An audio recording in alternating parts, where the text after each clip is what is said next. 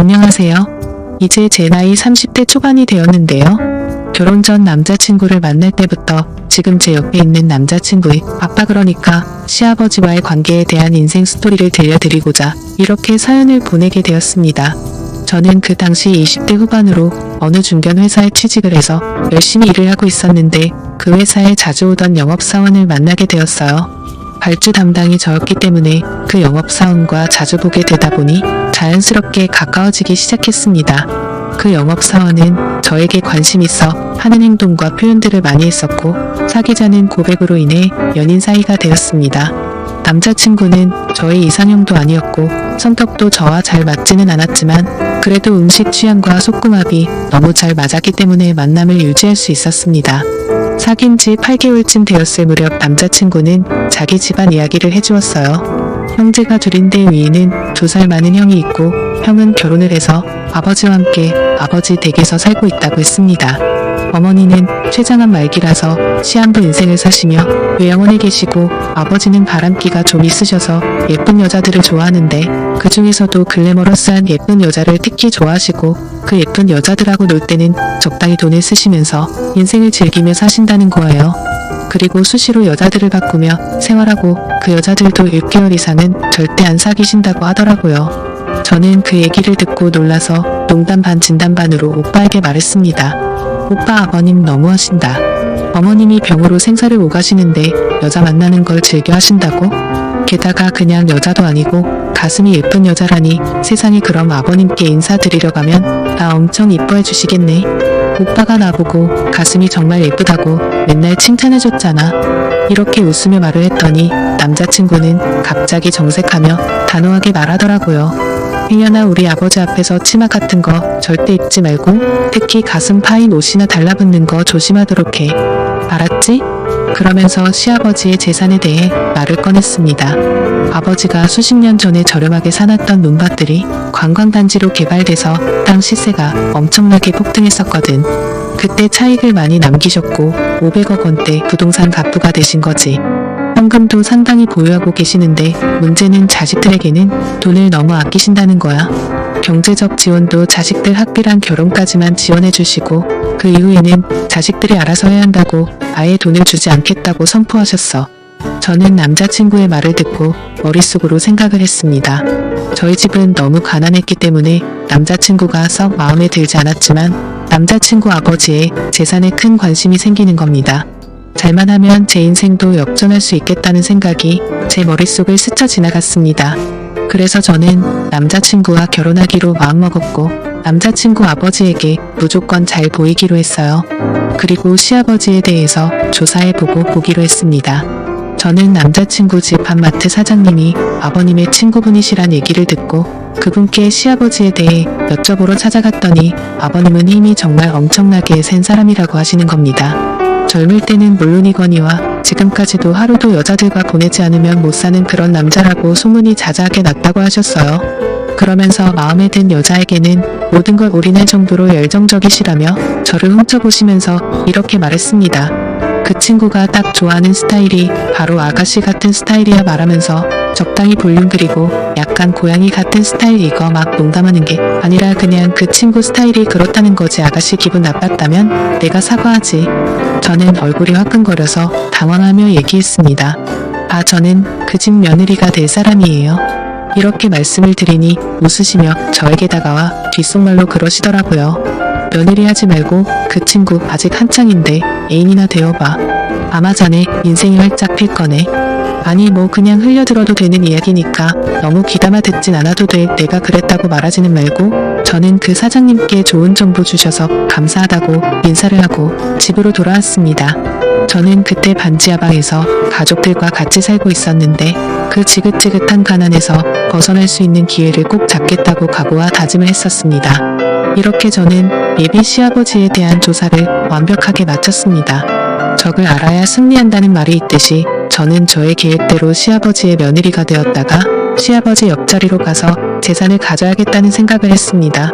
그러던 어느 날 남자친구의 어머니는 병을 이기지 못하고 결국 돌아가셨고 6개월이 흐른 뒤 남자친구 아버지는 막내 아들을 결혼시켜야 하시겠다며 드디어 주말에 저를 집으로 부르셨습니다.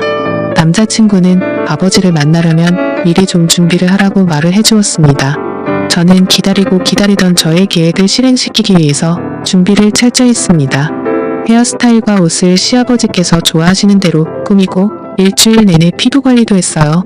모든 것은 시아버지께서 좋아하는 걸로 완벽히 준비를 끝마쳤습니다. 남자친구는 만약에라도 시아버지께서 저를 보고 싫다고 하면 결혼은 절대 못할 거라고 말을 해주었고, 아버지의 성격은 한 번 아니면 아닌 사람이라고 하며 집의 모든 재산을 다 쥐고 계시기 때문에 집에서는 최고 권력자이고 왕이라고 했습니다. 저도 예비 시아버지 눈에 못 들면 저의 계획도 숲으로 돌아가기 때문에 저는 날마다 긴장 속에서 결전의 날을 기다렸습니다. 시아버지를 만나는 날까지 남자친구와 외박도 절대 하지 않았습니다. 드디어 그날이 다가왔고 저는 남자친구와 차를 타고 집으로 갔는데 딱 봐도 부촌 같은 동네였고 외과 한적한 곳에 있었는데 집은 3층 집이었고 어마어마하게 크더군요. 큰 며느리와 예비 시아버지 그리고 큰아들이 마당에 나와서 저를 기다리고 계셨습니다. 시아버지는 마음에 안 들면 아예 인사도 안 하고 대화도 안 나누고 그냥 집으로 돌아가라고 하신다는 말에 너무 긴장이 되었습니다. 저는 차에서 내려 예비 시아버님께 최대한 상냥하게 연습한 대로 애교 섞이고 귀여운 목소리로 인사를 드렸어요. 안녕하세요. 아버님 처음 뵙겠습니다. 박지민이라고 합니다. 이렇게 인사를 드렸더니 잠시 정적이 흘렀고 그 짧은 순간에도 실수한 게 있나 머릿속이 바빴습니다. 너무 목소리 크고 높았나, 괜히 코맹맹이 소리로 말했나, 그냥 여성스럽게 말할 걸 마음에 안 드셔서 그냥 들어가 버리시면 어쩌지. 바로 그때 시아버지는 뜻밖에도 두 손으로 제 손을 덥석 잡으시면서 환하게 미소를 지으며 말씀하셨습니다. 어서 와요. 오느라 고생이 많았어요. 우리 막내 아들한테 말은 많이 들었어요. 이어서 정말 제가 봤던 아가씨들 중에 최고로 예쁘네요. 자, 어서 들어가요. 저는 안도의 한숨을 내쉬며 대답했습니다. 네, 아버님 감사합니다. 그럼 실례하겠습니다. 예비 시아버지는 제 어깨에 손을 올리시고 집으로 안내해 주셨어요. 시아버지는 제가 너무 마음에 든다며 싱글벙글 하셨고 시선은 제 얼굴부터 시작해서 이곳 저곳을 계속 훑어보시는 것 같았죠. 저는 그 기회를 놓치지 않고 다들 다른 곳으로 보고 있는 사이 정신이 나갔던지 대담하게 나지막한 목소리로 아버님 귀에 대고 애교 섞이게 말했습니다. 마음 놓고 봐주세요. 저 아버님 좋아하시는 스타일로 입고 와봤는데 마음에 드세요? 그리고 큰 목소리로 아버님 외모를 칭찬해드렸습니다. 근데 아버님 정말 50대 맞으세요? 거짓말. 40대 초반으로 밖에 안 보이시는데요? 헬스를 하신다고 들었는데 운동으로 만들어진 몸이라서 그런지. 어머, 이 근육민재 오빠보다 더 몸이 탄탄하고 좋으세요. 아버님 대박. 아버님은 굉장히 기분 좋아하시며 제 손을 덥석 잡으시곤 식탁으로 이끄시더라고요. 빨리 식사들 하러 가지. 저희는 식사를 맛있게 먹고 아버님께서 기분 좋은 날이니 술을 가볍게 한 잔씩 하자고 하시더니 이렇게 말씀하셨어요. 난 오늘 인사 온 지민이가 정말 마음에 드는구나. 하루빨리 결혼 준비하도록 해. 저는 갑작스런 허락 말씀에 뛸 듯이 기뻤지만 최대한 차분하게 말씀드렸어요. 저는 아버님께서 허락 안 해주시면 어쩌나 하고 인사 오기까지 정말 마음 졸였는데 이렇게 결혼하라 해주셔서 감사드려요. 아버님 민재씨도 민재씨지만 아버님을 만난 게 정말 큰 축복인 것 같아요. 제가 정말 잘할게요. 아버님은 저에게 술을 따라주셨고 저는 아버님께서 따라주시는 술에 살짝 취해가고 있었어요. 저는 첫 만남이라 실수를 안 하기 위해 어느 정도 선까지만 술을 마시고 그 이상은 마시지 않았어요.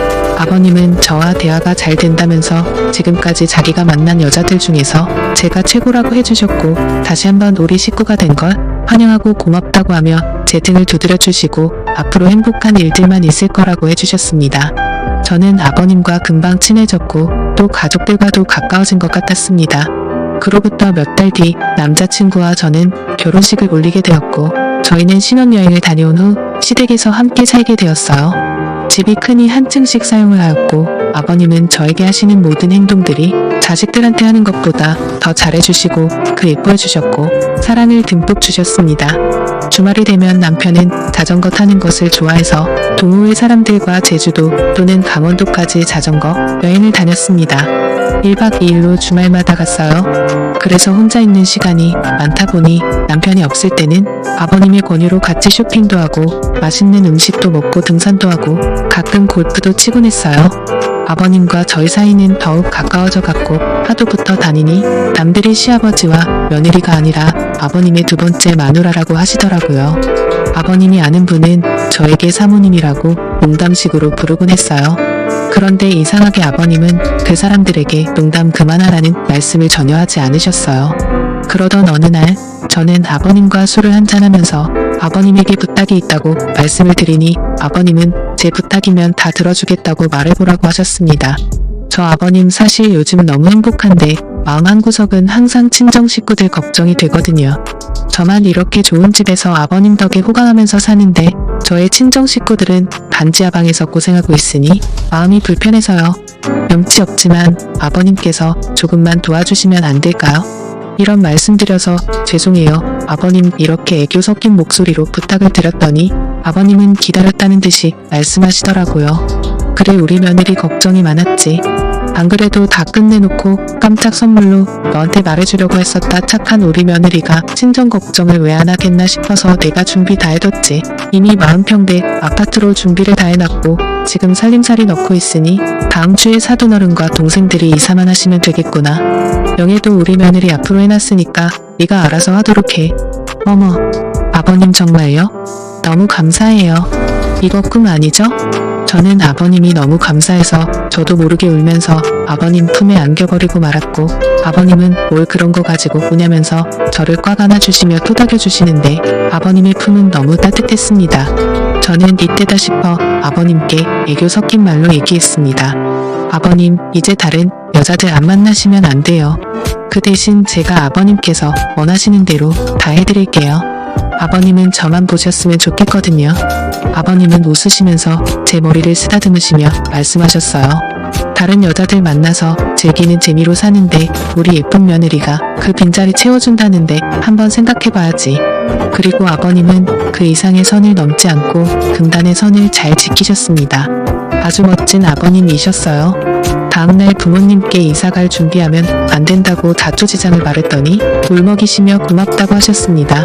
그때 전화기가 울리는데 강원도로 자전거 여행을 갔던 남편의 동호회 회장님의 번호였고 바로 전화를 받으니 남편이 자전거를 타다가 뒤에서 오는 1톤 트럭과 부딪혀 지금 병원에서 사경을 헤매고 있다는 것이었습니다. 저는 충격 속에 울며 아버님께 전화를 드렸고 함께 차를 타고 강원도로 급히 올라가 병원에 도착하니 이미 남편은 하늘나라로 떠나버리고 말았더라고요. 결혼한 지 얼마 안 된 신혼인데 너무나 슬펐습니다. 아버님과 저는 죽은 남편을 붙잡고 대성통곡을 하였고 서울로 돌아와 남편의 장례를 치렀습니다. 저는 30대 초반의 젊은 나이에 혼자가 되어버리고 말았습니다. 막상 남편이 너무 일찍 저 세상으로 가버려서인지 저는 이제 어떻게 살아야 할지 막막하더라고요. 그 순간에도 제가 세웠던 계획에 차질이 생기지 않을까 하는 못된 걱정도 들었어요. 아버님께서 갑자기 제가 마음에 안 든다며 집에서 나가라고 하실지도 모르고 빈털터리로 쫓겨날 것 같았습니다. 남편은 가진 돈도 별로 없었기 때문에 당장은 아버님 댁에서 살 수밖에 없었거든요. 그때 아버님은 저를 부르시더니 이렇게 말씀하셨어요. 내 남편은 널 놔두고 하늘로 갔지만 이제부터 내가 너의 남편 역할을 할 테니 이 집을 절대 나가지 말고 여기서 나랑 같이 살도록 하자. 저는 제가 하고 싶었던 말을 아버님께서 말씀해 주셔서 안도하며 그 말씀을 듣자마자 아버님 품에 안기면서 얘기했습니다. 어머 아버님 너무 감사해요. 제가 잘할게요. 아버님 지금 살고 있는 집은 큰아들에게 주고 다른 집이 하나 있으니 그곳에 가서 같이 살자고 했습니다.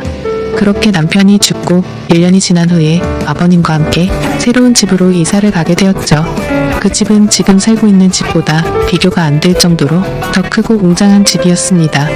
아버님은 이미 저하고 살 수 있도록 저에게 맞게 인테리어와 가구를 해놓으셨더라고요. 저에게 선물로 주는 거라고 하셨고 이 집에서 같이 잘 살아보자고 하셨습니다.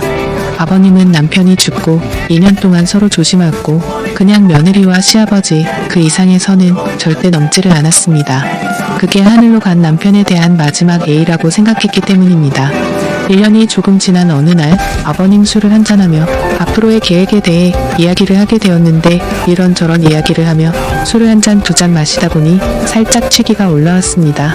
그렇게 저와 아버님은 시아버지와 며느리의 사이를 넘어서 남자와 여자의 그런 사이가 되어버리고 말았습니다.